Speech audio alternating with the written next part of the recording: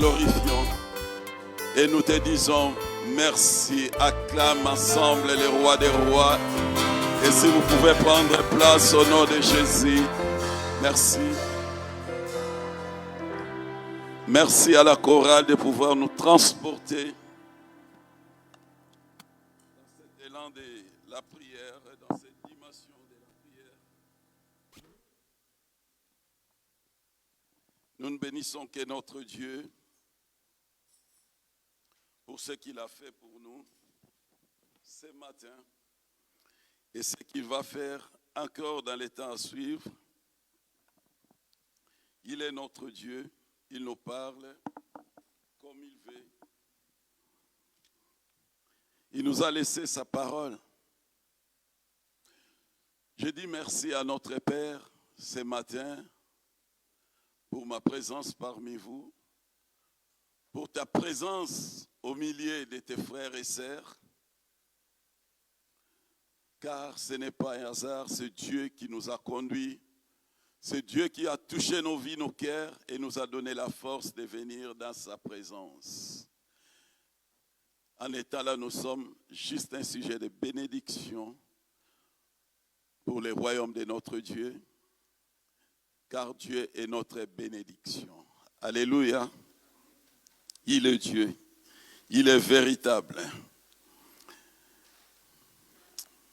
Merci Seigneur. Merci.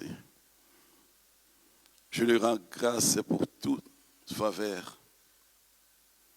Il a été avec nous depuis le début de la semaine. Il nous a protégés. Il nous a gardés. Et nous voici maintenant. Il nous fait rentrer encore dans une nouvelle semaine. Pourquoi ne pas venir dans sa présence pour célébrer ton nom, son nom, les glorifier. Et je dis merci aussi à l'homme de Dieu qui est en déplacement. Le pasteur Alain. Je ne peux pas manquer de dire merci à tous les serviteurs et servantes de cette assemblée, tous ceux qui servent. Et je dirais aussi merci à tous mes frères et sœurs, car nous tous nous sommes des serviteurs. Nous sommes appelés à servir l'Éternel. Et le plus grand service qu'on vient d'accomplir, c'est d'adorer Dieu. On a adoré Dieu tout ensemble.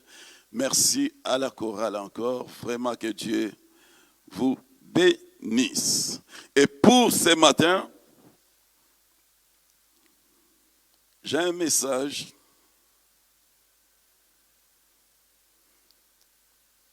C'est un message aussi prophétique, que je peux dire. Car c'est un message que j'ai préparé, mais que j'ai reçu le début. Frères et sœurs, on va lire des épîtres, là déjà au début, avant de commencer mon message. Je demanderai à la technique s'il peut nous projeter Ephésiens 5, versets 15 et 17.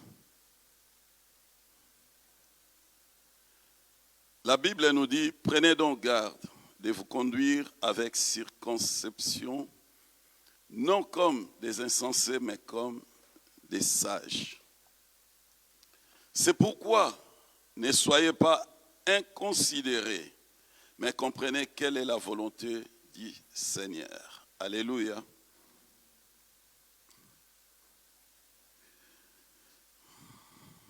Vous pouvez laisser s'il vous plaît. C'est pourquoi ne soyez pas inconsidérés, mais comprenez quelle est la volonté du Seigneur. Ecclésiaste 9, verset 10. Tout ce que ta main trouve à faire avec ta force, fais-le. Car il n'y a ni œuvre, ni pensée, ni science, ni sagesse dans le séjour des morts où tu vas. C'est la parole de Dieu. Amen. Bien-aimés, pourquoi je lis ça? Parce que on était en pleine journée et j'avais vu directement la journée qui commençait à s'obscurcir et était devenue tout noir. Je ne pouvais même pas me voir avec papa. Donc personne. Et les gens étaient perdus. Il y avait des cris, il y avait des pleurs, d'étonnement. Et à partir de là, j'ai essayé un peu de penser, je dis, mais c'est quoi ça là? Et subitement, il y a eu la lumière qui est à Paris et à Paris encore. On s'est retrouvés et les gens qui étaient dans les environs, ils étaient remplis d'angoisse parce que personne ne comprenait qu'est-ce qui était arrivé. Or, j'étais dans un moment de prière, j'ai dit, bon, je vais chercher la face de Dieu.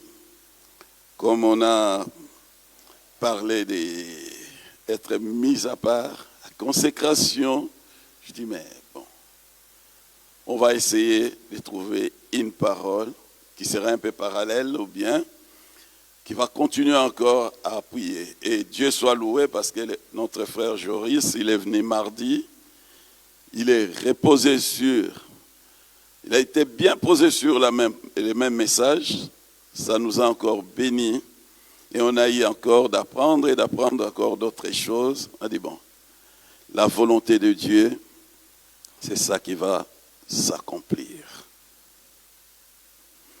Et là, vendredi, notre sœur, elle vient nous parler encore d'intimité aussi avec Dieu. D'intimité avec Dieu. Bien aimés, réfléchissons sur tous les messages qui se suivent dimanche après dimanche. Oui, je peux dire que j'ai déjà écouté ça, parler de l'intimité, parler de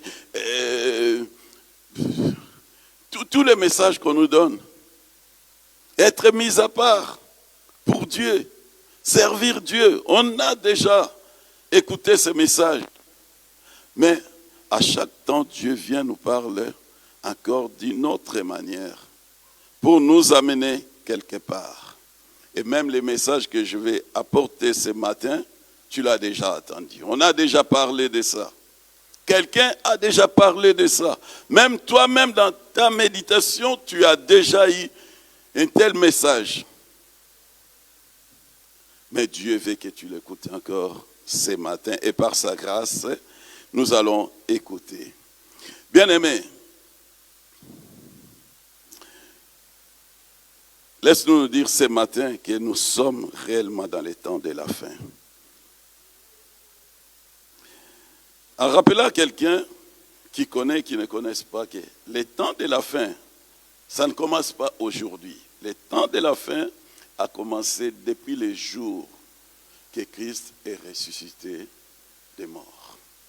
À partir de ces jours-là, les temps de la fin a commencé. Ne pense pas que le temps de la fin commence aujourd'hui ou ça a commencé en l'an 2000 ou à l'an 1900. Non. Depuis les jours des troisième jour, quand ces groupes de femmes, ils ont été les voir, quand les apôtres sont partis pour le voir, ces jours-là, le temps de la fin a commencé. Et c'est jusqu'aujourd'hui. Bien aimé, beaucoup commencent à s'assoupir parce qu'on dit que Jésus revient bientôt et il ne revient pas. Jésus vient tôt, mais il viendra. Il a dit qu'il viendra comme un voleur.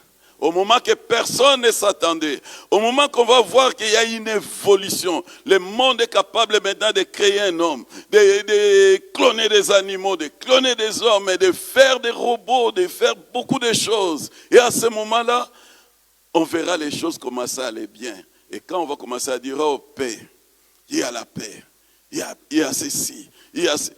Et c'est à ce moment-là qu'il viendra. Il y a eu des guerres, il y a eu tout, des tremblements de terre, des pestes. Mais aujourd'hui, nous les voyons à quelle vitesse qu'ils se manifestent. Faisons gare. Faisons attention, bien-aimés, nous qui sommes sur la colline, de ne pas descendre. De rester toujours sous l'abri du Très-Haut. Ça ne sera pas facile pour nous. Ça sera difficile et compliqué, mais faisons de notre bien. Faisons de notre bien. Dieu nous appelle à faire la différence. La vie chrétienne que nous menons, ta vie chrétienne, ma sœur, ta vie chrétienne, mon frère, chrétien plutôt, chrétienne, n'appartient pas à la foule. Souvent, on aime bien la foule et ça nous intéresse. Nous aimons bien être nombreux. C'est une bonne chose, car la parole de Dieu nous dit d'aller évangéliser et de gagner le monde, afin que dans 2 semaines, qu'on n'arrive plus à contenir les gens ici. Mais venir au Seigneur, ce n'est pas quelque chose de facile. C'est compliqué, c'est difficile. C'est pour cela, ne cherche pas à te comparer avec la foule. Ne cherche pas à comparer ton église avec telle autre église. Ne cherche pas à comparer ta foi avec la foi d'une autre personne. Mais compare-toi à toi-même par rapport à ce que Dieu t'a appelé, par rapport à ce que Dieu veut que tu puisses être pour lui et faire pour lui. Beaucoup se découragent aujourd'hui. Pourquoi? Parce qu'il vient, il regarde, il dit que ah non. J'étais là, oh là là, c'est plein, ça cartonne. Il y a ceci, il y a cela. Tu regardes à la foule, c'est tes yeux. Mais ce n'est pas la volonté de Dieu. Si c'est la volonté de Dieu, gloire à Dieu. Alors, une chose encore à dire. Lorsque je vois que les autres prospèrent, avancent, dans les soucis de faire avancer l'œuvre de Dieu, il faut que tu te poses des questions. Qu'est-ce que moi je vais faire pour que ce que j'ai entrepris avance aussi, progresse aussi? C'est très important, bien-aimés. Nous sommes appelés à faire l'œuvre de Dieu. C'est vrai. Mais nous ne devons pas faire l'œuvre de Dieu en dépendance des autres. Par comparaison, les jours que Dieu t'a appelé, il t'a appelé toi et toi seul. Marche avec ton Dieu selon les capacités, les qualités que Dieu t'a données. Mais s'il y a des améliorations à faire, fais-les. Fais-les parce que c'est très important. La Bible nous dit dans, ça je n'ai pas donné, dans 1 Timothée 4:1, cependant, l'Esprit déclare clairement que dans les derniers temps, plusieurs se détourneront de la foi parce qu'ils s'attacheront à des esprits trompeurs et à des enseignements inspirés par les démons. Cependant, l'Esprit déclare clairement que dans les derniers temps, plusieurs se détourneront de la foi parce qu'ils s'attacheront à des esprits trompeurs et des enseignements séduits et des enseignements inspirés par les démons. Bien-aimé, ce n'est pas ce que tu vois qui est très important. Ce n'est pas ce que tu attends qui est très important, bien-aimé. Ce n'est pas ce que tu vois, ce n'est pas ce que tu attends qui va faire la différence dans ta vie. Mais c'est ce que tu sais de Dieu, ce que tu connais de Dieu et de ce que tu sais que Dieu me demande à faire. C'est ça qui va faire les changements dans ta vie.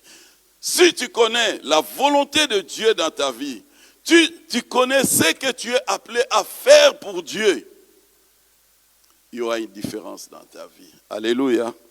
Nous sommes appelés à connaître quelle est la volonté de Dieu pour nous.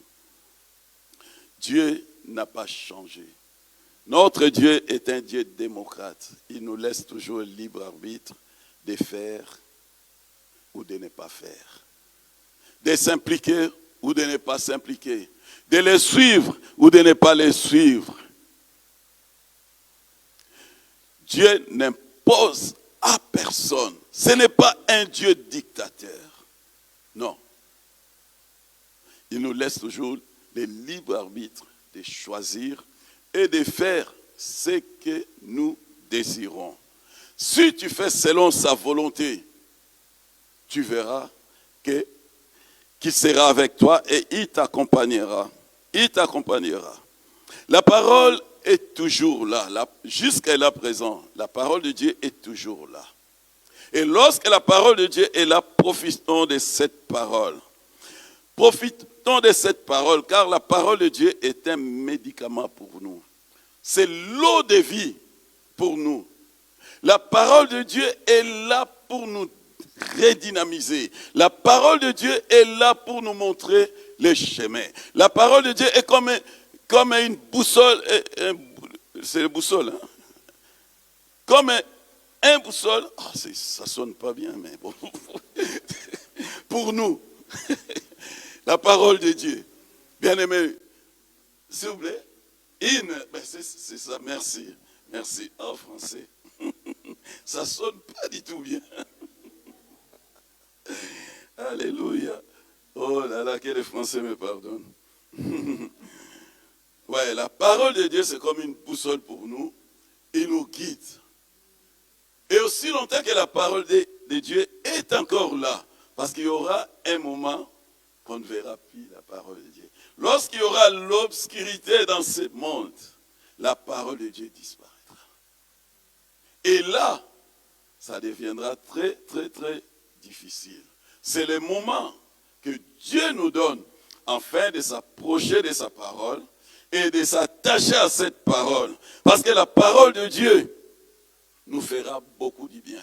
Et lorsque nous marchons avec la parole de Dieu, lorsque nous obéissons à la parole de Dieu, le Saint-Esprit ne sera qu'avec nous. Le Saint-Esprit nous accompagnera. Le Saint-Esprit va nous permettre d'obtenir tout ce que nos cœurs désirent. Parce que nous marchons dans la parole de Dieu. Nous reconnaissons que Dieu nous a appelés pour telle chose, Et c'est l'obéissance que je peux dire. L'exemple en est que Christ même lui-même, il a triomphé parce qu'il avait obéi et a fait la volonté de son Père, comme c'est écrit dans le livre de Jean 5. Jésus répondit à ses reproches en leur disant, « Vraiment, je vous l'assure, le Fils ne peut rien faire de sa propre initiative. Il agit seulement d'après ce qu'il voit faire au Père. Tout ce que fait le Père, le Fils le fait également. » Jésus ne faisait que copier ce que son Père faisait. Son Père, c'est notre Père. Il ne faisait que suivre. Et par cette obéissance-là, de suivre la volonté de son Père, de faire la volonté de son Père, Jésus, Christ de Nazareth, il a triomphé. Alléluia.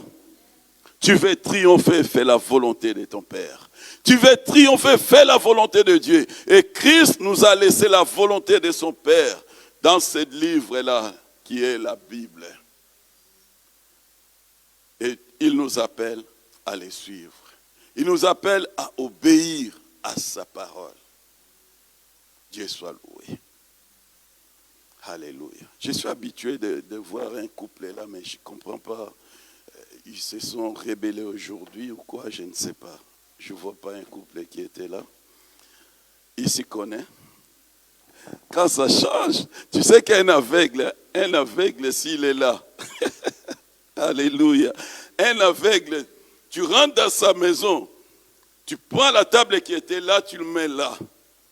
La chaise qui était là, tu le déplaces derrière. L'aveugle, il est perdu, il va se cogner de partout.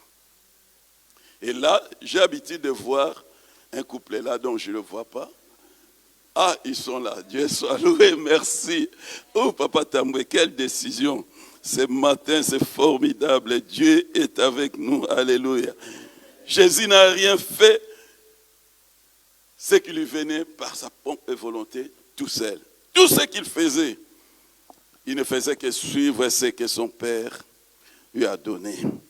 Si nous voulons, frères et sœurs, triompher dans notre vie chrétienne, il n'y a pas autre chose si ce n'est que de marcher dans l'obéissance de Dieu.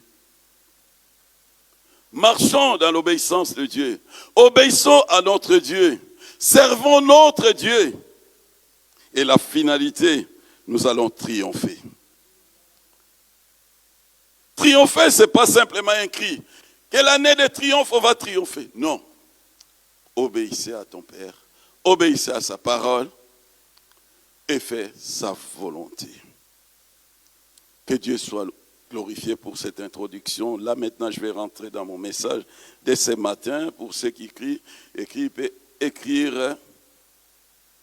Marcher dans la volonté de Dieu pour triompher. Marcher dans la volonté de Dieu. Christ il a marché dans la volonté de son Père. Il a fait la volonté de son Père. Pour triompher.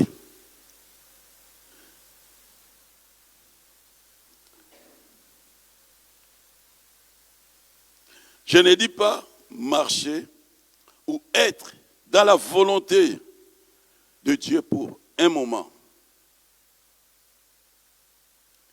Je ne dis pas marcher ou être dans la volonté de Dieu, voire même demeurer dans la volonté de Dieu, parce que j'ai besoin de mariage, parce qu'il y a un mariage qui m'attend, parce qu'il y a un travail qui m'attend. Non.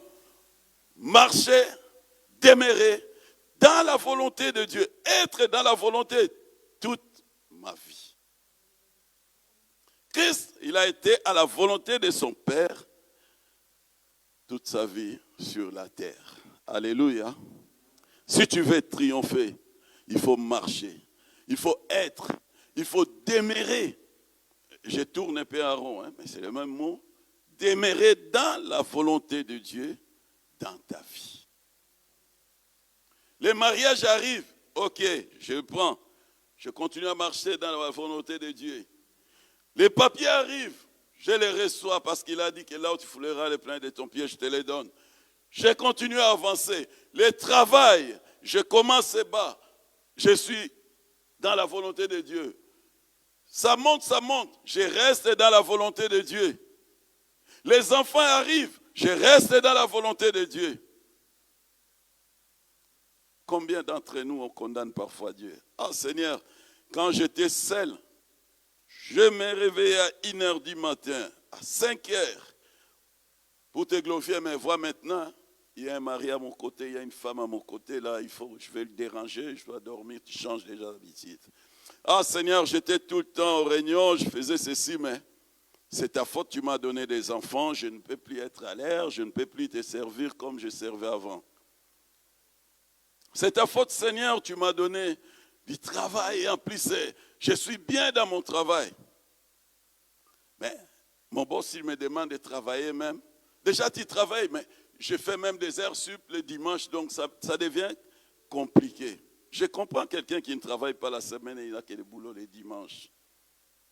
Mais celui qui travaille toute la semaine et il court toujours derrière les heures sup le dimanche. Où est ton amour envers le Seigneur? Bien-aimé, la Bible nous dit, cherchez premièrement les royaumes des cieux. Par des petites choses, des manigances de l'ennemi, pour nous attirer loin de la face de Dieu. Bien-aimé, les temps sont très, très, très mauvais.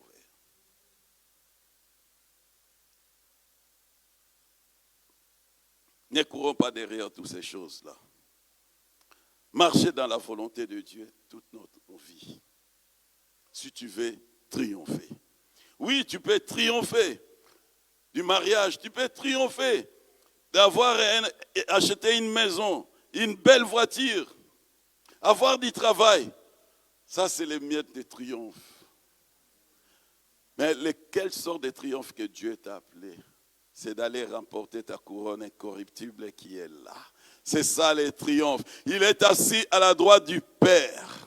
Il est assis à la droite du Père parce qu'il a obéi, parce qu'il avait fait la volonté de son Père.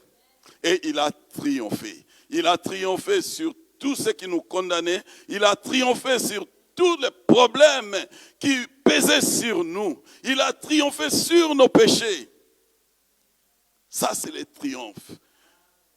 Ah, j'aime bien quand les gens ils donnent l'explication des triomphes. Maman Nadine, c'est quoi triomphe? Rapporter des victoires. Victoire éclatante. Christ a remporté une victoire éclatante. Bien aimé, c'est ça le triomphe que Dieu veut pour nous. On a des projets, nous voulons que ça réussisse et ça réussira au nom de Jésus-Christ. Mais après ce projet-là, continue toujours, fixe ton regard vers le Seigneur et tu verras, tu sortiras triomphant. Alléluia. Et les versets pour ce message, nous allons commencer avec Ephésiens 1, 17, 23. Est-ce qu'il y a quelqu'un qui peut retenir un peu l'aiguille là, comme ça avance un peu tout doucement? Papa Otis. Afin que le Dieu de notre Seigneur Jésus-Christ, le Père de gloire, vous donne un esprit de sagesse et de révélation dans sa connaissance.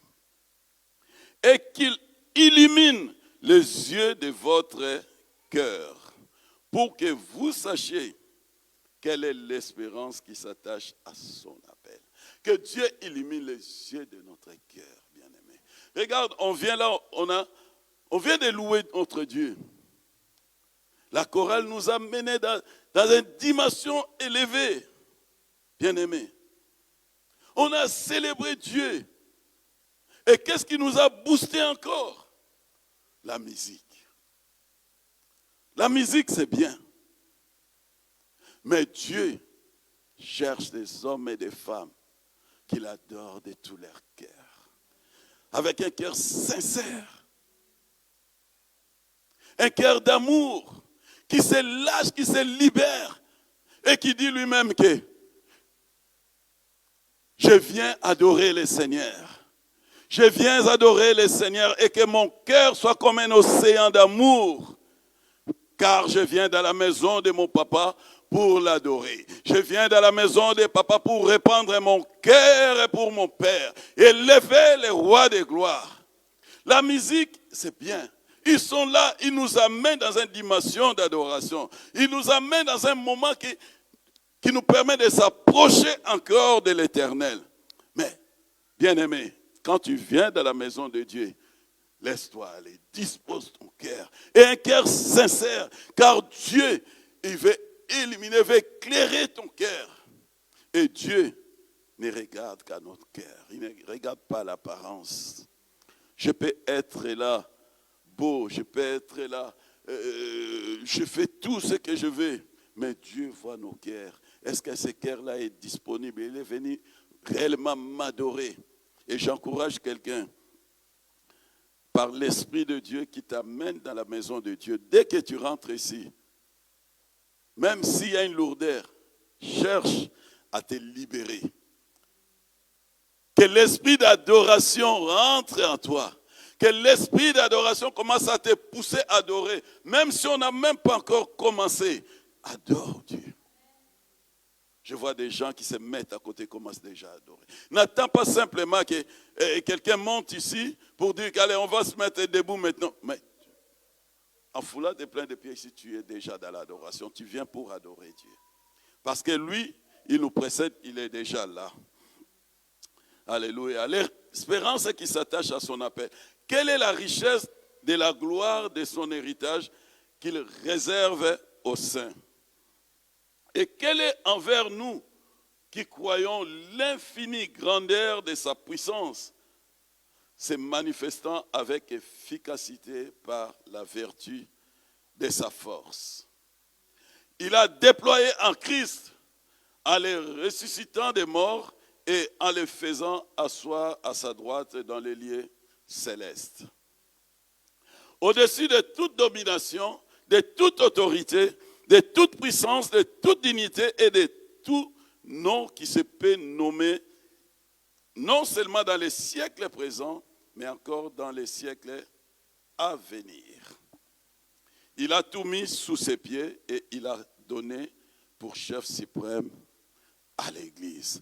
Christ est notre chef suprême. Christ est le maître dans notre Église, dans nos vies. Christ est celui qui règne. Alors lui, s'il a été élevé en majesté, il a été élevé en gloire, en dignité, qui peut avoir encore le pouvoir sur ta vie? Qui? Personne. Christ est celui qui règne dans nos vies. Bien-aimés, Christ est celui qui règne dans nos vies. Le but de ce message est que Dieu nous aide à prendre conscience, bien-aimés. Car au fur et à mesure que le temps passe, l'inconscience, l'insouciance commencent à rentrer. Mais Dieu nous appelle ce matin à prendre conscience encore, à revenir à lui. Conscience de nos limitations en tant qu'être humain bien-aimé. À prendre conscience, pourquoi? Pour demeurer à Christ, pour demeurer dans sa volonté. Pour demeurer dans sa volonté. Pourquoi demeurer dans la volonté de Dieu? C'est parce que nous sommes appelés à triompher. C'est pour cela que nous avons besoin d'être en Christ, de marcher avec Christ. Si nous regardons dans la Bible, dans l'Ancien, ceux qui ont marché avec Christ, ils ont été toujours excellents. Si tu regardes la généalogie, tout, tu vas voir tel est né, tel il est mort, tel est né. Mais dès que tu arrives à Enoch, on dit que Enoch a marché avec le Seigneur. Et le fait de marcher avec le Seigneur, il n'est pas mort comme tous ceux qui l'ont précédé. Il a été enlevé. Et deuxième personne, c'est Noé qui a marché avec le Seigneur. Bien-aimés, lorsque nous marchons avec le Seigneur, lorsque nous demeurons dans la présence de Dieu, nous consacrons nos vies pour Dieu, on mourra différemment. On aura une vie différente. Parce que Dieu n'abandonne pas ceux qui marchent avec lui. Dieu est là, il nous accompagnera toujours. Et il sera avec nous. Alléluia. Aujourd'hui, nous parlons de la volonté de Dieu. Bien-aimés, en parlant de la volonté de Dieu, on va à côté de la volonté de l'homme. Mais c'est quoi la volonté de l'homme? La volonté de l'homme, je n'ai pas été chercher des explications. Je dis simplement, la volonté de l'homme, c'est notre pouvoir de prendre les décisions. Si vous regardez, peut-être il y a plusieurs définitions, mais moi je sais que ma volonté, donc c'est mon pouvoir de prendre les décisions. Je vais faire, je ne vais pas faire. Combien de fois dans la journée nous disons oui? Combien de fois nous disons non? Ça c'est ma volonté, ta volonté. Je vais à l'église, c'est ma volonté. Je ne vais pas à l'église, c'est ma volonté. Je vais sortir, ma volonté. Je ne sors pas, c'est ma volonté. Personne ne m'oblige. Même si tu viens là, tu m'obliges. Si je dis non, mon non, il reste non. Mais combien de oui, combien de non a des répercussions dans nos vies? Peut-être des 5 ans, peut-être des 10 ans, 50 ans, peut-être jusqu'à la fin. Un simple oui de ta propre volonté, un simple non de ta volonté, ça peut causer des dégâts énormes dans ta vie jusqu'à ce que ta vie bascule d'un bon côté à un mauvais côté. Combien de parents ils ont dit que non, ne sors pas, je ne sens pas, ne sors pas. Toi tu dis non, moi mes potes ils sont là, je vais aller, tu pars. Et tu arrives dans un mauvais endroit, on t'arrête et 50 ans, 30 ans en prison. Et parfois, si tu as de la chance, parfois tu meurs le même jour. Parce que tu as dit non à quelque chose qu'on te disait et qui était bien. L'homme peut se tromper. Je me trompe maintes fois. Mais là, ce matin, nous parlons de la volonté de Dieu. Pourquoi la volonté de Dieu? Parce que la volonté de Dieu, si tu marches dans la volonté de Dieu, lorsque tu fais la volonté de Dieu, sache que Dieu ne se trompe pas et il ne se trompera jamais. Il est celui qui nous conduit et il nous amène au bon port. Alléluia. C'est pour ça que c'est très important, mon frère. C'est très important, ma sœur, de chercher à demeurer dans la volonté de Dieu. Être attentif à la volonté de Dieu. La volonté de Dieu. Dieu est celui qui parle. Il parle à travers de sa parole. Dieu nous parle aussi à travers des songes. Il nous parle à travers des révélations. Il nous parle peut-être par des signes. Mais souvent on ne fait pas attention. Ne cherche pas. La volonté de Dieu, c'est quoi? C'est ça la volonté de Dieu. Dieu te parle. Tu es là, tu écoutes. Ça ne te dit rien. La Bible nous dit que la foi vient de ce qu'on attend. Et ce qu'on attend vient de la parole de Dieu. La foi aussi vient en étudiant la parole de Dieu. C'est très important de marcher dans la volonté de Dieu, de faire la volonté de Dieu. C'est quoi la volonté de Dieu? J'ai noté, c'est cette attente que Dieu a affectivement envers chacun de nous, conformément à sa parole. La volonté de Dieu, c'est cette attente que Dieu a pour chacun de nous. Pas conformément au miracle, pas conformément à une guérison, mais conformément à sa parole. Alléluia. La Bible, on a lu dans Jean 5 que Christ ne faisait que ce que le Père lui avait dit, ce qu'il a vu faire son Père. Et lorsque nous copions ce que le Fils nous a laissé dans sa parole, nous serons toujours sous la volonté de Dieu et nous accomplirons non les œuvres de la chair, mais nous accomplirons les œuvres de l'Esprit. Alléluia. C'est très important, bien-aimés, d'essayer de laisser nos vies entre les mains du Seigneur, afin que nos vies, si ce n'est pas aujourd'hui, mais que nos vies puissent se conformer à la volonté de Dieu et nous verrons la réussite dans nos vies. Nous verrons toutes choses aller de l'avant dans nos vies. Quelle attitude? Comment pourrions-nous se comporter devant une situation? Dieu ne nous impose rien du tout. Quelle attitude pourrions-nous avoir devant la parole de Dieu? Quelles sont les ordonnances, les recommandations de Dieu pour nos vies, pour telle ou telle autre situation? Comment devons-nous être? Dieu ne cherche pas à nous terroriser, mais il est là. Il nous laisse toujours le choix de faire ou de ne pas faire, de les suivre ou de ne pas les suivre. Mais lorsqu'il viendra la fin, c'est là qu'on saura qu'on était dans les bons, on était dans l'erreur. Deutéronome 30, on va lire les versets 15 et 16.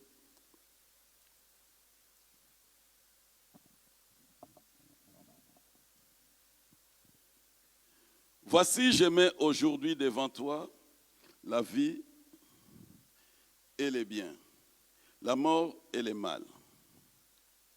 Car je t'ai prescrit aujourd'hui d'aimer l'Éternel, ton Dieu, de marcher dans ses voies et d'observer ses commandements, ses lois, ses ordonnances, afin que tu vives et que tu multiplies, et que l'Éternel, ton Dieu, te bénisse dans le pays dont tu vas entrer en possession. Tu peux reprendre le verset 15. Vois, je mets aujourd'hui devant toi la vie et les biens. Il présente, il est là, il n'oblige à personne. Il dit, regarde, Moi, je suis ton Dieu, je t'aime. Je vais du bien pour toi. Regarde devant toi. Là, c'est la vie. Je te présente la vie. Là, je te présente la destruction. Il te laisse le libre arbitre de choisir. Mais pour lui, il a une préférence. Et le verset 16, la Bible nous dit que car je prescris aujourd'hui d'aimer l'Éternel ton Dieu, de marcher dans ses voies et d'observer ses commandements. Bien-aimé, Dieu, il met des prescriptions devant nous. C'est comme quelqu'un qui va chez un médecin ce matin ou bien un jour. Tu arrives là, tu dis, hey, docteur, j'ai tel problème, je sens comme ça, comme ça. Et le médecin, il a fait beaucoup d'études pour connaître un peu l'homme. Alors il essaye de voir. S'il n'arrive pas, il ouvre son dictionnaire et il dit que, pour ton problème, je t'ai prescrit tel médicament, tu vas le prendre pendant autant de jours. Et si ça ne marche pas, tu reviens, mais je sais que ça va marcher. Dieu nous prescrit. Et toi, tu viens, tu sors de ton médecin. Tu dis parfois, non, je ne vais pas en pharmacie, non. Tu rentres chez toi. Bien-aimé, tu te condamnes toi-même. Comme ici, tu peux aller en pharmacie, déjà tu ne débourses rien, parce que tu as mutuelle, tu as ça. Tu prends les médicaments, tu arrives chez toi, tu le poses. Ah non, moi j'aime pas, je ne veux pas le prendre. Et demain, si ta situation s'aggrave, à qui la faute? Lui, il a prescrit, il a fait ce qu'il pouvait faire pour toi. Mais toi, tu n'as pas voulu prendre ce que le médecin t'avait dit. Dieu nous rend responsables. En prescrivant pour nous les commandements, ces lois, il nous rend responsables. Il faut qu'on arrête à toute chose. C'est la volonté de Dieu, c'est la volonté de Dieu. Il y a aussi notre négligence aussi. Dieu nous prescrit des ordonnances. Il dit que je te montre là la vie, là la destruction. Mais choisis, pour moi je trouve le mieux c'est là. Mais je ne fais que te montrer la voie, je ne t'oblige pas. Je ne suis pas un dictateur. Je te laisse libre arbitre de faire ce qui est bon te semble. Mais moi je t'encourage. La voie que moi je te montre, si tu le suis, tu vas triompher. Si tu le suis, tu réussiras dans toutes tes voies. Combien nous négligeons les prescriptions de l'Éternel. Nous voulons toujours suivre nos propres voies qui nous amènent à la chute, qui nous amènent aux échecs. Et après, on revient pour plairer auprès de Dieu.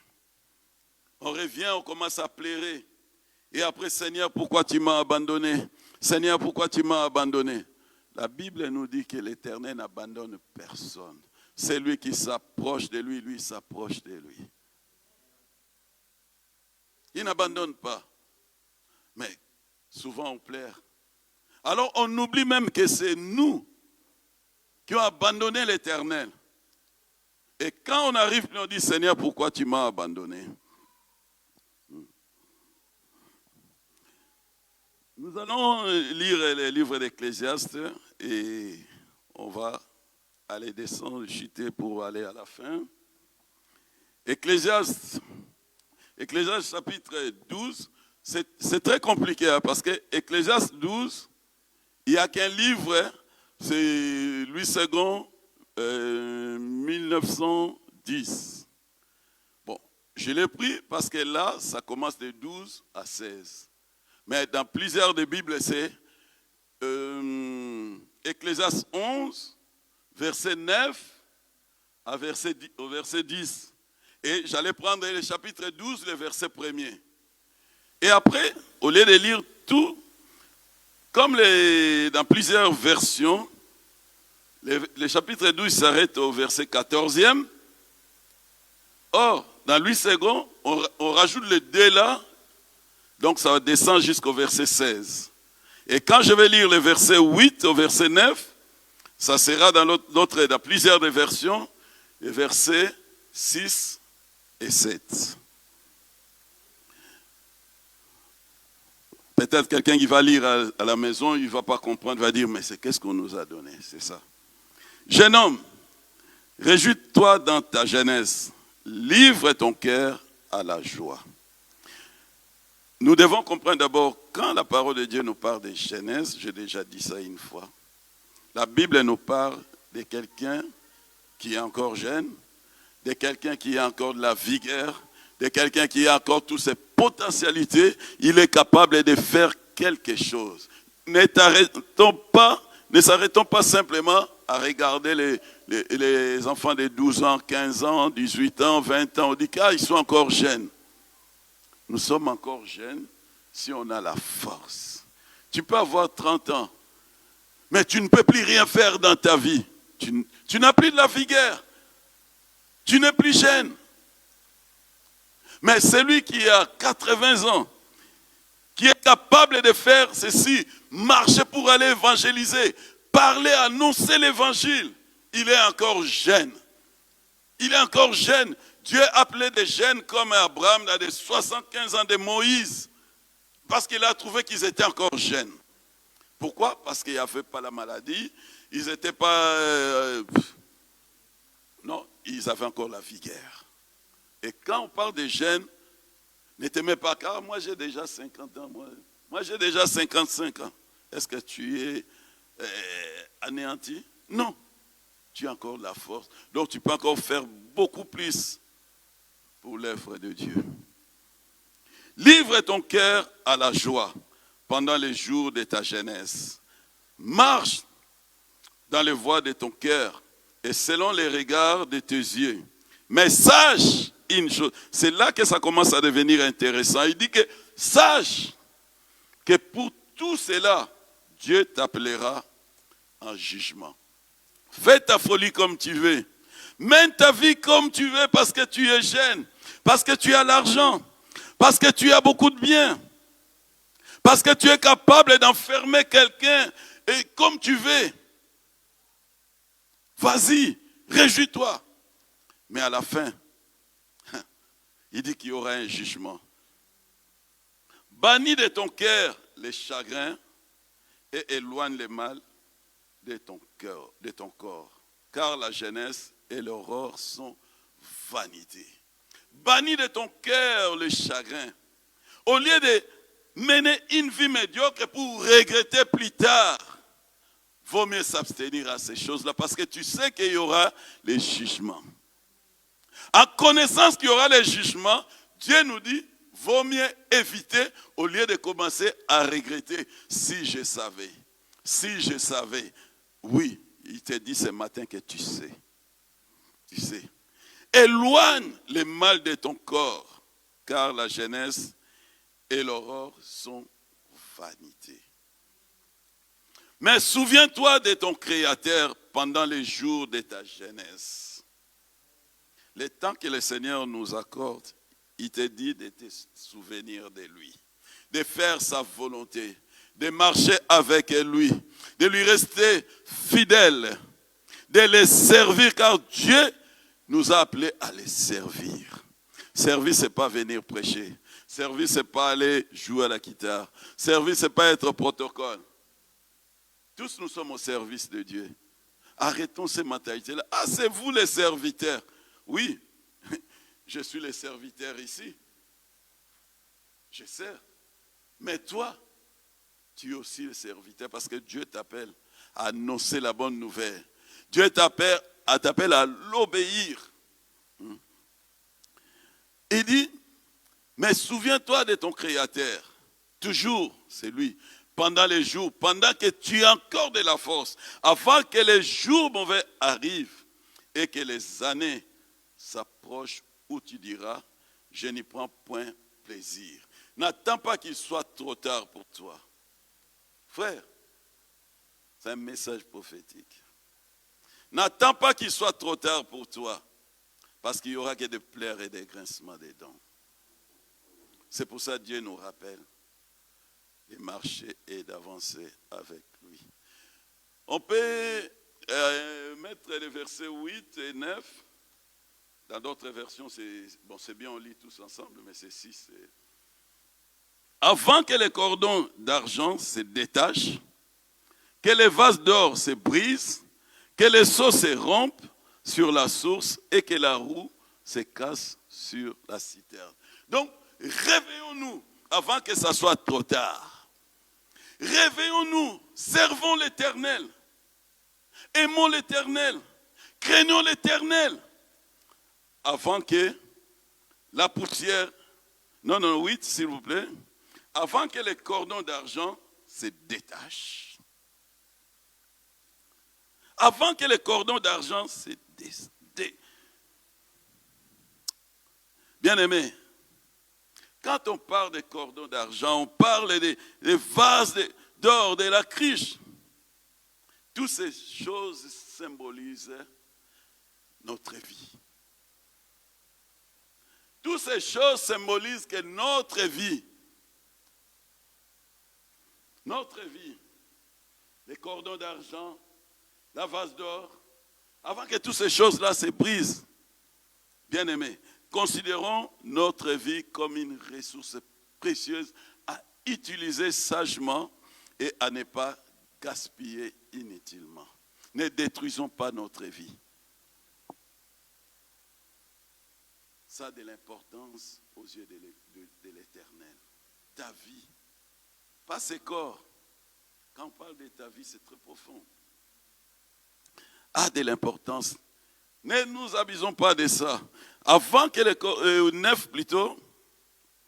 avant que la poussière retourne à la terre, comme elle y était, et que l'esprit retourne à Dieu qui l'a donné. Et là, on attendra que les jugements. Bien-aimés, essayons de savoir à utiliser cette vie que Dieu nous donne avec sagesse. Avec sagesse. Vous savez, toutes ces choses que nous lisons là, dans Ecclésiaste, et même à partir de ça, nous connaissons tous que Salomon fut un homme sage, un homme de Dieu. Il était dans le Seigneur, il a servi le Seigneur et il a vu la gloire, la puissance, la magnificence, la reconnaissance de Dieu. Il était élevé. Dieu a fait beaucoup de choses dans sa vie. Mais à un moment, il est rentré dans la jouissance et il s'est réjoui. Je dirais qu'il a même abandonné le Seigneur parce qu'il a commencé à suivre ses propres voies. Mais là où Salomon était, il a vu que non, il n'y avait que médiocrité sur médiocrité. Il y avait qu'échec sur échec. Rien ne réussissait. Qu'est-ce qu'il a fallu faire? Quand il a eu tous ces échecs, il a vu que non. Et c'est pour ça qu'il fait la comparaison. Sans Christ, si je ne marche pas avec le Seigneur, ma vie ne réussit pas. Et en revenant, il a vu encore la main de l'Éternel. Bien-aimé, ce n'est pas trop tard. Peu importe là où tu es, peu importe la direction que tu as prise avec le Seigneur, Dieu t'appelle, reviens à lui. Il t'accueillera comme cet enfant prodige qui était parti, loin de son père, dilapidé tout ce qu'il avait. Mais lorsqu'il revenait, ce n'était pas lui qui a été frappé à la porte, mais c'était le Père qui l'attendait. Reviens à l'Éternel, il t'accueillera. Reviens à l'Éternel, il te restaurera.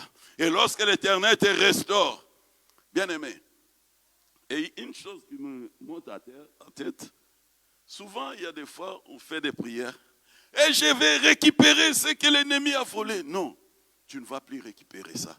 Dieu va te donner de nouvelles choses. Ce que l'ennemi t'a volé, c'est déjà souillé. Dieu ne va pas récupérer ce qui... Job, quand il a perdu ses enfants, il n'a pas récupéré ses enfants. Dieu l'a donné d'autres enfants qui étaient différents. Arrêtons de dire que je vais maintenant dans les camps de l'ennemi récupérer ce qu'il a volé. Récupérer. Mais tu vas récupérer quelque chose qui est souillé. Non. Dieu va te récompenser d'une autre manière qui te mettra la paix, la joie. on ne récupère plus ce que l'ennemi a volé, mais Dieu nous donne d'autres choses. Frères et sœurs, il a vu que c'est rien. Je saute vite pour finir 14 et 15, les deux derniers versets là, que j'avais notés. Du reste, mon fils, tire instruction de ces choses. On ne finirait pas si... C'est 15 et 16, non? 15 et 16, pardon. Écoutons la fin du discours. Crains Dieu et observe ses commandements. C'est là ce que doit faire tout homme. C'est une recommandation. Car Dieu amènera tout... Oui? Non? 16, s'il vous plaît. Ce n'est pas Éphésiens, Ecclésiaste, on était dans Ecclésiaste 12. Vous avez fait lire les versets 15, maintenant 16. Ok, merci. Car Dieu amènera toute œuvre en jugement au sujet de tout ce qui est caché, soit en bien, soit en mal. Donc, Dieu n'oublie jamais tout ce que je fais à bien pour lui et tout ce que je fais à mal pour lui. Sauf le mal, Dieu l'oublie parce que c'est un Dieu de grâce. Lorsque je me répands et je prends une bonne résolution d'abandonner et de chercher à faire le bien. Mais le bien que tu as fait, Dieu ne l'enlève pas. Même si tu arrives dans le mal jusqu'au bout, tes biens seront toujours là. Mais il te condamnera pour le mal que tu as amené à la fin. Amen. C'est très important. Il nous appelle à toutes ces choses-là. La crainte de l'Éternel, bien-aimé, est le commencement de la sagesse. Crains Dieu. Respecte ses commandements. Rappelons-nous que Dieu examinera chacun de nous pour déterminer comment nous avons répondu à son appel. Alléluia. Comment nous avons répondu à son offre. Et il amènera toute œuvre en jugement. Nous avons intérêt à faire du bien pour le Seigneur, à observer ses commandements. À observer ses commandements, bien-aimés. Dieu ne se trompe jamais. Fais la volonté de Dieu. Moi, je peux me tromper. Papa, il peut se tromper. Maman, il peut se tromper. Mais Dieu ne se trompe pas. Si nous suivons la voie de l'Éternel, nous serons toujours dans la bonne direction. Dieu est omniscient, il connaît toutes choses. Dieu juge les sentiments et les pensées du cœur. Dieu nous aime. Il ne nous veut pas qu'on se perde. Dieu nous aime. Et son amour pour nous, il a envoyé son Fils unique pour nous sauver. Pourquoi? Parce qu'il ne veut pas que nous nous perdions. Il veut nous récupérer parce que son dessein, dès le commencement, c'était que pour que nous puissions se réjouir de tous ces bienfaits. Ne laissons pas. Ne laissons pas. Dieu veut nous encadrer, nous orienter. Comme dernier verset, est-ce que vous pouvez nous projeter Ésaïe plutôt 53, 6? Je ne vous ai pas donné ça, mais 53, 6. Regarde, nous étions tous errants comme des brebis. Chacun suivait sa propre voie. Et l'Éternel a fait retomber sur lui l'iniquité de nous tous. Frères et sœurs, Dieu veut nous orienter. Il nous aime. Il nous aime. Aimons l'Éternel et faisons sa volonté. Acclamons la parole de Dieu. Alléluia. Alléluia. Et je vais nous inviter à se tenir debout. Tu as écouté la parole de Dieu. J'inviterai juste les pianistes s'ils peuvent nous accompagner. Et la chorale et tous ceux qui en suivent, si vous pouvez se mettre debout, nous allons tous prier pour la parole de Dieu. Alléluia. Alléluia.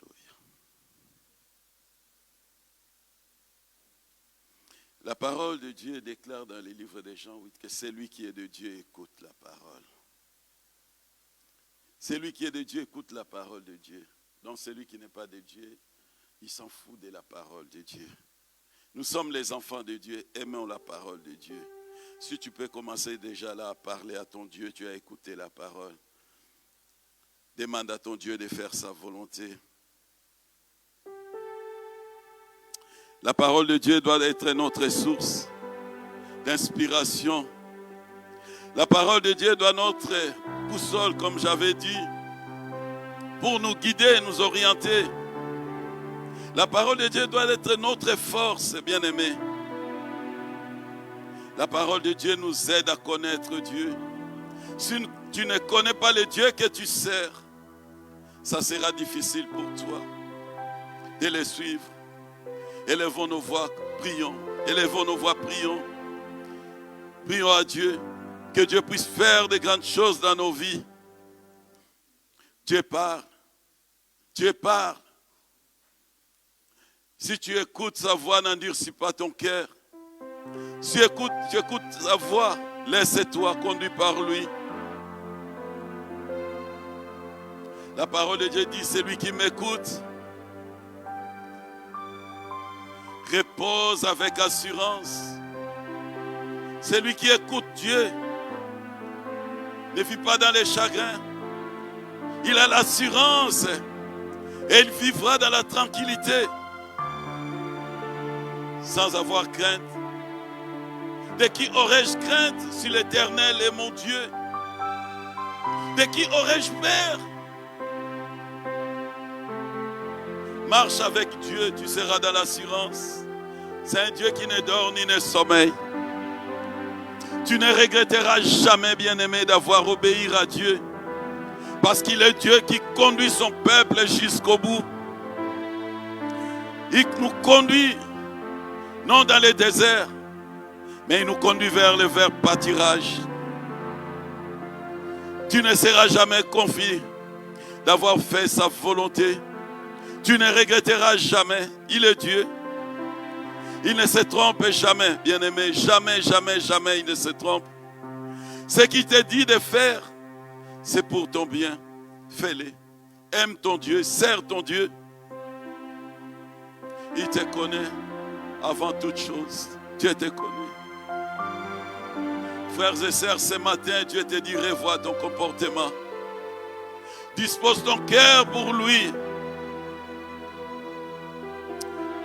Alléluia. Déclare-le ce matin. Dis au Seigneur, me voici pour faire ta volonté. Que ta parole soit une lampe à mes pieds, une lumière sur mon sentier. Élevons nos voix, bien-aimés. Demande à Dieu de conduire ta vie. Demande à Dieu de guider tes pas. Qu'il y ait un changement dans ta vie. Ce n'est pas facile de faire la volonté de Dieu. Mais la Bible nous dit que le royaume des cieux appartient aux violents. Appartient à ceux qui persévèrent. Seigneur, aide-nous, Père, à faire ta volonté. Aide-nous, Seigneur mon Dieu, à te suivre, Seigneur mon Dieu, toute notre vie. À marcher, mon Dieu, dans ta présence. À te suivre et à rester fidèle à toi, Jésus. C'est vrai, Père de gloire, le monde veut nous attirer de gauche à droite, afin de nous éloigner de ta présence. Seigneur, dans nos faiblesses, nous venons à toi. Ne nous abandonne pas, ne nous laisse pas, Seigneur. Écoute nos cœurs qui crient à toi ce matin, qui désirent, Père de gloire, oh Seigneur, s'approcher de toi, marcher avec toi, faire ta volonté, Jésus. T'aimer, Seigneur, de tout notre cœur. Te servir de toute notre force, Seigneur, mon Dieu. Car tu nous as dit que, Père, nous sommes ton choix. C'est toi qui nous as choisis, Seigneur, mon Dieu, pour t'adorer, pour te servir, Seigneur, mon Dieu. Que nos vies soient complètement mises à part pour toi, Seigneur. Que nos regards, Seigneur, mon Dieu, ne restent pas, Seigneur, mon Dieu, simplement sur ce qui fait, Seigneur, mon Dieu, Père de gloire, tromper nos yeux, Père éternel. Mais que nos cœurs, Seigneur, mon Dieu, s'attachent à toi. Que nos cœurs s'attachent à toi, Seigneur. Parce que tu es Dieu. Nous t'aimons, nous t'adorons. Laisse que ta parole, Seigneur mon Dieu, impacte ma vie. Que ta parole touche la vie de mes frères et sœurs, mon Dieu, mon roi, papa. Nous voulons, Seigneur mon Dieu, faire ta volonté toute notre vie, Seigneur mon Dieu. Demeurer dans ta présence à chaque instant, Père de gloire. Tu es capable, Seigneur mon Dieu, Père, de nous transformer. Tu es capable de nous donner, mon Dieu, une force nouvelle, Seigneur mon Dieu. Nous voulons que nos attitudes, nos habitudes changent, Seigneur mon Dieu, afin d'être agréables à toi, Jésus. Toi qui es le Dieu d'amour, Père éternel. Papa, change de choses, Seigneur mon Dieu. Là où il y a encore la résilience dans nos vies, Seigneur. Père, nous avons besoin, Père, qu'il y ait un changement dans nos vies. Là où il y a la négligence, mon Dieu. Père, ramène-nous, Seigneur, à tes côtés. Nous voulons te suivre. Comme le Seigneur a obéi à toi. En faisant ta volonté, Seigneur, il a été triomphé. Père, aide-nous, Seigneur, mon Dieu, à faire ta volonté. Aide-nous, Seigneur, mon Dieu, à te suivre, Père de gloire. Afin de triompher, Seigneur, mon Dieu. De remporter, Seigneur, mon Dieu, devant toutes sortes de batailles, toutes sortes de combats, Père, qui s'élèvent, Seigneur, mon Dieu, sur nos vies. Nous proclamons ta gloire, nous proclamons ta Seigneurie ce matin. Merci, Père, parce que tu es le Dieu qui change et qui touche les cœurs.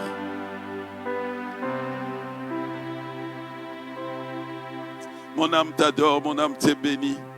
Mon âme te glorifie pour ce temps, Seigneur, que tu as permis, Seigneur, que tu nous as parlé, Seigneur, mon Dieu. Nous recevons ta parole avec joie, Seigneur. Que cela apporte des fruits dans nos vies, Seigneur. Que cela, Père de gloire, nous élève encore, Seigneur, mon Dieu. Afin de continuer cette marche avec toi. Sois loué, sois glorifié. Nous te bénissons, les rois des rois, nous te glorifions. Dans le beau et précieux nom de notre Seigneur et Sauveur Jésus-Christ de Nazareth. Ensemble, nous acclamons le Seigneur et nous disons merci. Alléluia. Merci, Jésus.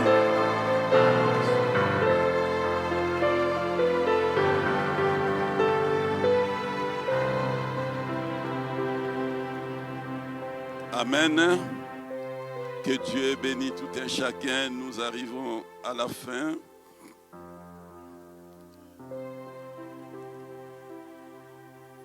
Nous allons passer au temps des annonces.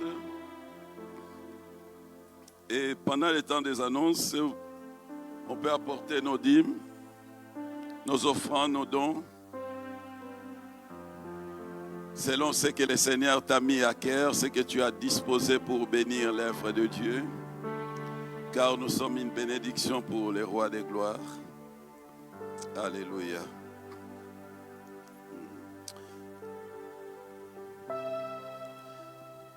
Le pasteur Alain, il est en déplacement. Il revient vendredi matin, il sera là. Comme ça, vendredi, il sera ensemble avec la jeunesse. Et hier, il y avait évangélisation. Les jeunes, ils étaient dehors dans les rues de Roubaix pour l'évangélisation en vue des préparations de ces 3 jours de convention concernant la jeunesse, que toutes les jeunes se mobilisent vraiment pour cet événement. C'est nous qui accueillons. Ce n'est pas Paris qui accueille, c'est nous qui accueillons. Donc nous sommes appelés à se mobiliser, à inviter nos amis, nos camarades qui connaissent ou qui ne connaissent pas Dieu afin de venir nous assister vendredi prochain, donc 22. Vendredi, ça commence à quelle heure, frère Jordi? 19h comme d'habitude. Je pensais qu'il y a un changement. Donc 19h. Et samedi ainsi que dimanche, ça sera le 3e jour. Il y a des invités qui viendront d'ailleurs. Et les frères Steve aussi sera là. Donc ça sera des moments formidables. Et à la fin, je laisserai au frère Jordi de dire, je ne sais pas, c'est toi qui... Oui, le frère Jordi, il y aura un mot pour cet événement. Lundi, dévotion matinale de 5h à 6h. Mardi, étude biblique sur Zoom de 19h à 20h30. Vendredi, en présentiel ici, c'est toute l'église. Comme nous venons pour l'intercession, soyons là. Ne dis pas que non, c'est la réunion des jeunes, moi je ne serai pas là. On est tous jeunes, soyons là. Et samedi, ainsi que dimanche. Juste après cette réunion, j'appelle tous les hommes d'aller à côté pendant quelques minutes avec Papa Calo pour une communiquer. Et je profite de l'occasion pour rappeler au papa et aux mamans, nous savons tous qu'il y a un événement qui nous attend très bientôt, dans moins de 2 mois, qui est très important, mais on dirait qu'on est en train de dormir. Parole du salut, l'île, réveillons-nous. Amen. Est-ce qu'il y a quelqu'un qui est là? Parole du salut, l'île, réveillons-nous. Ah, pour cet événement, on nous appelle à se réveiller, à se réveiller. Je sais qu'on est capable.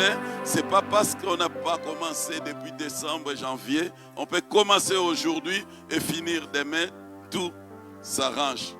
Je crois et j'ai confiance à mes frères et sœurs parce que je connais vos capacités et comment nous sommes impliqués les uns vers les autres. Les hommes ne partez pas, va là-bas. Et la maman qui est chargée, essaye de voir avec les mamans, booster. Et ceux qui ne sont pas là ce matin, essaye de les appeler pour les motiver et savoir déjà pourquoi ils n'étaient pas là. Parfois il est malade, parfois il y a un problème ou bien un déplacement. C'est toujours bien quand on s'appelle pour avoir des nouvelles. On est une famille. Amen. Je vais inviter les frères Jordi. S'il a un mot à dire, il va dire. Après, on va clôturer. Merci. Merci, pasteur. Ce petit mot, c'est pour rappeler en tout cas l'attention de toute l'Église que le week-end prochain, donc nous avons un week-end spécial dédié à la jeunesse et dont le thème est intitulé « Oint pour triompher ». Donc comme on nous l'a annoncé en tout cas depuis quelques temps, donc nous serons là pendant 3 jours. Donc vendredi, nous démarrons à l'heure du culte d'intercession, donc de 19h à 21h. Ensuite, samedi, nous sommes là de 9h à 17h.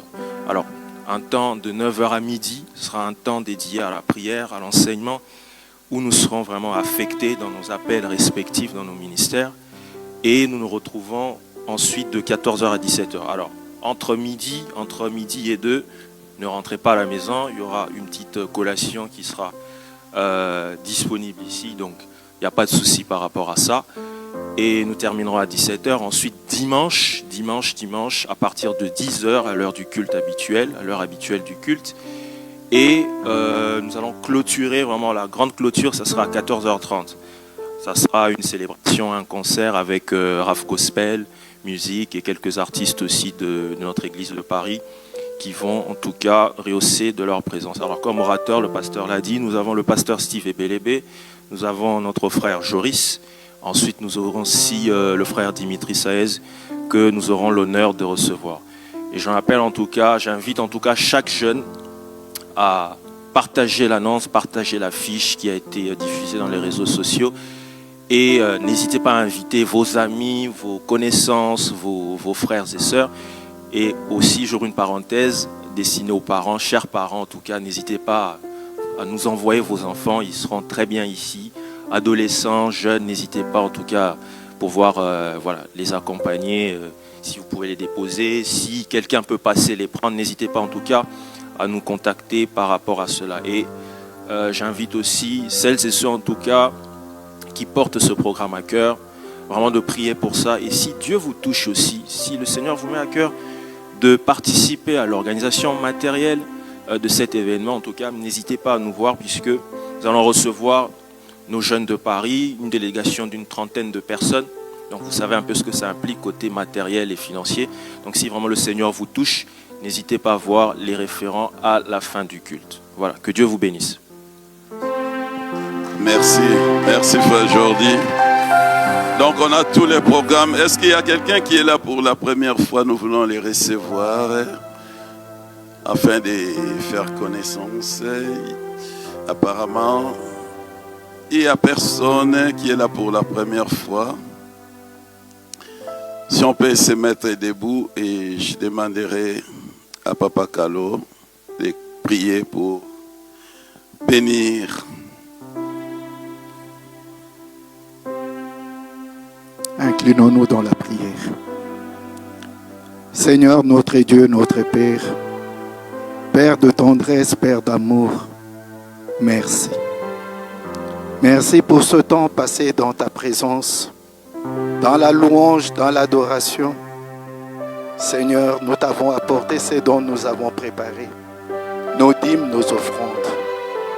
Ton amour est si grand, éternel, mon Dieu, mon roi, que Seigneur, tu nous as préparé, ô Père, une parole de vie. Seigneur, nous avons reçu ta parole, éternel Dieu Tout-Puissant.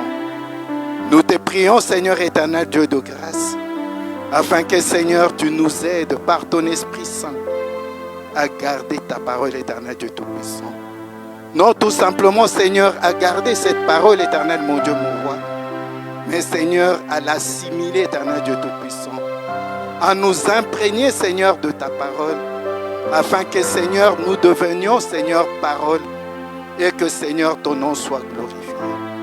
Merci pour nous avoir bénis ce matin.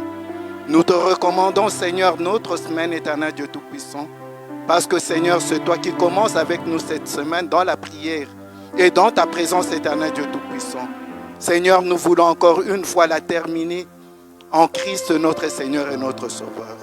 Je prie pour que, Seigneur éternel Dieu des armées, tu sois, Seigneur, dans tous les programmes de cette semaine, éternel Dieu Tout-Puissant, Dieu des armées. Et surtout, éternel Dieu Tout-Puissant, de te manifester puissamment, abondamment, Seigneur, pendant ces 3 jours, où, Seigneur, nous serons dans ta présence comme des jeunes pour recevoir de toi, éternel Dieu Tout-Puissant, Dieu des armées. Seigneur, nous te recommandons, Seigneur, tes enfants, Seigneur, qui coordonnent cette activité, éternel Dieu de grâce, afin que dans la sagesse, dans l'amour que tu les as appelés, Seigneur, ils puissent conduire cette œuvre, éternel Dieu des armées, et que cette œuvre, Seigneur, te glorifie, éternel Dieu Tout-Puissant, Dieu d'amour. Papa, merci. Merci pour bénir notre retour. Merci pour bénir notre semaine dans le nom puissant de ton Fils. Amen.